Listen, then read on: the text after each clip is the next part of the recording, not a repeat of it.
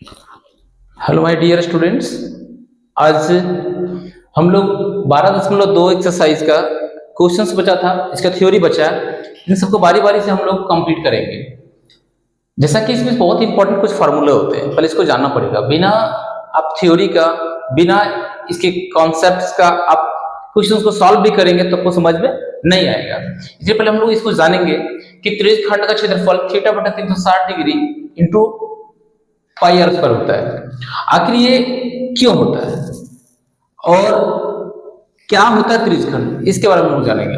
दूसरा, चाप की लंबाई थीटा बटा 360 डिग्री इंटू 2 पाई आर। ये सारे फॉर्मूले की रिक्वायरमेंट इस क्वेश्चन को सॉल्व करने में लगेगा, इसीलिए ये सारे कुछ जानना आपको बहुत जरूरी है। अगर मैं तीसरी बात करूं तो त्रिभुज का क्षेत्रफल 1/2 आर स्क्वायर साइन थीटा, इस फॉर्मूला का भी इस्तेमाल इस एक्सरसाइज को बनाने में लगेगा। अगर चौथी फॉर्मूला की बात करूं तो लघु वृत्तखंड का क्षेत्रफल, लघु वृत्तखंड का क्षेत्रफल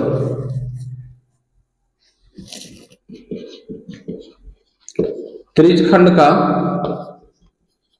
क्षेत्रफल माइनस त्रिभुज का क्षेत्रफल। उसके बाद नेक्स्ट जो फॉर्मूला आएगा वो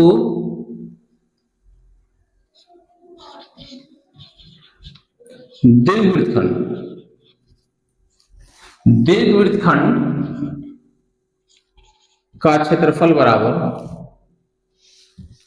वृत्त का क्षेत्रफल माइनस लघु वृत्तखंड का क्षेत्रफल, लघु वृत्तखंड का क्षेत्रफल। इन सब फॉर्मूला को आप जानेंगे तभी आप इस एक्सरसाइज 12.2 के सारे क्वेश्चंस को आप आसानी से सॉल्व कर पाएंगे। जैसे कि मैं बताऊं अगर त्रिज्यखंड का क्षेत्रफल क्या होता है। देखिए, अगर आपके पास ये वृत्त है तो इस वृत्त में एक केंद्र होता है और ये आपका रेडियस हो गया है।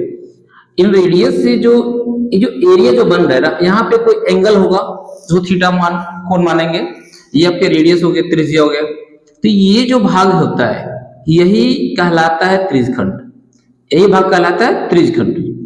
ठीक है, तो ये लघु त्रिज्यखंड हो गया, छोटा त्रिज्यखंड। अगर आपको दीर्घ त्रिज्यखंड की बात करेगा तो अब जो शेष भाग बच गया वृत्त में ना, ये सारे दीर्घ त्रिज्यखंड कहलाते हैं। ठीक है, तब तो यहां लिख सकते हैं त्रिज्यखंड और ये हो जाएगा आपका दीर्घ त्रिज्यखंड, दीर्घ त्रिज्यखंड।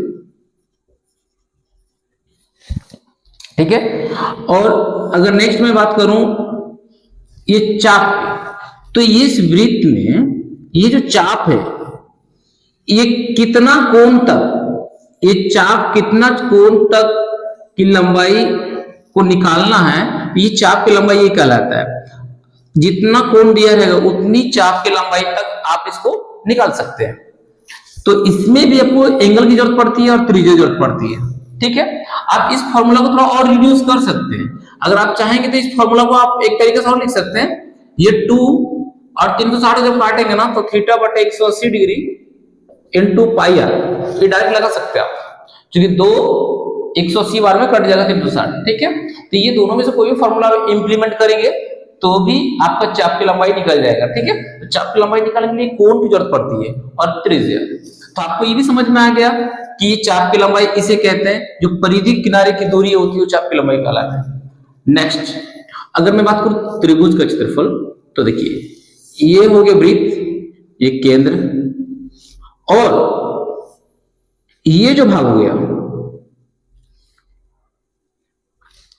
ये जो भाग एक कोण हो गया, रेडियस, ये त्रिभुज हो गया ओ ए बी, ये भाग कहलाएगा त्रिभुज। अब त्रिभुज का क्षेत्रफल निकालने के तो अनेक फॉर्मूले होते हैं, बट यहाँ पे 1/2 आर स्क्वायर साइन थीटा इसे लगाना क्योंकि यहाँ पर रेडियस और एंगल दिया रहेगा को, इसलिए इस फॉर्मूला का इस्तेमाल करेंगे हम। ठीक है, और ये आपके एक कहलाएंगे लघु वृत्तखंड। ये जो छायांकित भाग बना रहे हैं ये है लघु वृत्तखंड, लघु वृत्तखंड। ठीक है, और अगर मैं बात करूं कि आपने एक त्रिभुज को भी समझ लिया कि इस त्रिज्यखंड में लघु वृत्तखंड और त्रिभुज, ये दोनों बीच में जो भागबंदी त्रिभुज कहलाते हैं, जो छायांकित मैंने किया ये कहलाता है लघु वृत्तखंड, ठीक है। और दीर्घ वृत्तखंड की बात करूं तो अगर ये वृत्त है तो इस वृत्त में अगर ये भाग अगर लघु वृत्तखंड है तो ये केंद्र है, तो बाकी जो शेष भाग बच जाता है ना ये कहलाता है दीर्घ वृत्तखंड, ठीक है। तो आप, मुझे उम्मीद है कि आप इन सारे फॉर्मूला को आपने समझ लिया। देखिए ये फॉर्मूला कैसे बना है लघु वृत्तखंड का, वो आसानी समझ सकते हैं। एक त्रिभुजखंड पूरा था, उसमें से त्रिभुज को क्या किया, घटा दिया, तो ये क्या निकल गया, लघु वृत्तखंड निकल गया आसानी से। और दीर्घ वृत्तखंड निकालना तो कैसे नहीं बना है, वृत्त का क्षेत्रफल पूरा निकाल लेंगे, उसमें से लघु वृत्तखंड जो भाग है उसको क्या करेंगे, घटा देंगे, माइनस कर देंगे, तो अपने आप क्या निकल जाएगा, दीर्घ वृत्तखंड जो शेष व्हाइट भाग जो बच गया वृत्त के अंदर, शेष ये भाग बचा है, ये कहलाते हैं दीर्घ वृत्तखंड, ठीक है। तो मुझे उम्मीद है, आशा है कि आप अच्छी तरह से 12.2 के सारे कंसेप्ट्स को आपने समझा। अगर कोई दिक्कत हो तो आप कमेंट्स में बताइए, मैं उसे भी सॉल्व करने का प्रयास करूंगा। अगर मैं अब इसके बाद बात करूंगा, इस एक्सरसाइज में बारी बारी सारे क्वेश्चंस को हम लोग सॉल्व करेंगे, ठीक है, by the help of formulas, okay.